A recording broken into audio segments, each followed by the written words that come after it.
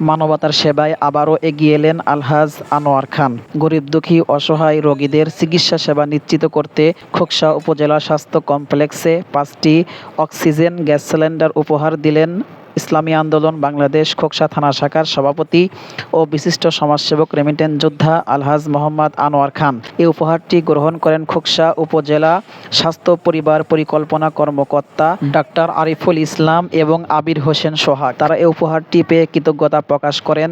নির্বাচন চলাকালীন আমাকে বলা হয়েছিল যে গ্যাস সিলিন্ডার দেওয়ার জন্য। আসলে মানুষ তো অসহায়, গরিব মিসকিন অসহায় মানুষ বেশি আমরা বিত্তবানের চেয়ে।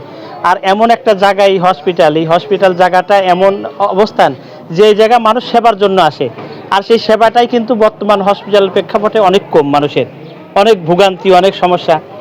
বলার পরে আমি বলছিলাম ঠিক আছে, নির্বাচনের পরে আমি দেখবো ইনশাল্লাহ।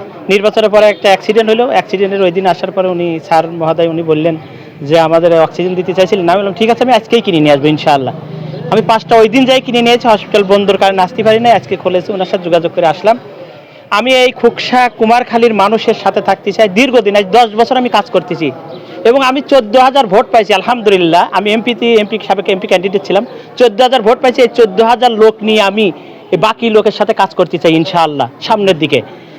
আর এই হসপিটালের যে সমস্যা আছে, ওনার নাম্বার আছে আমার কাছে, আমার নাম্বার রাখবেন। যে কোনো সমস্যা, ওষুধ পানি, যে অক্সিজেন বলছেন, আমি আরও অক্সিজেন ব্যবস্থা করতেছি ইনশাল্লাহ।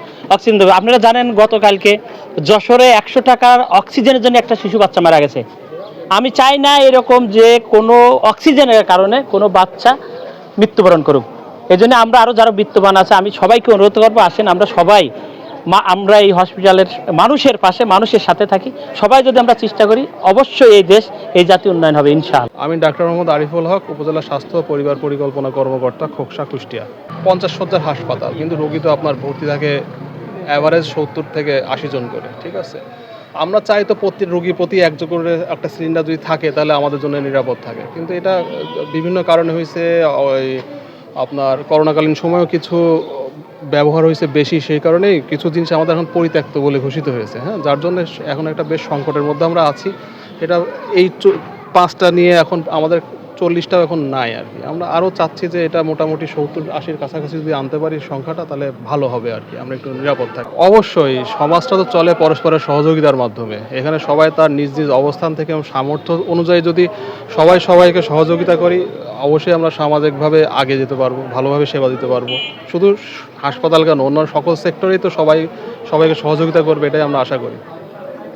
যাক, তারপর উনি এটা আমাদেরকে দিয়েছেন, এটা আমাদের জন্য, সকলের জন্য অনুপ্রেরণাদায়ী হবে, কারণ ওনাকে দেখে হয়তো আরও অনেকে আগায় আসবে।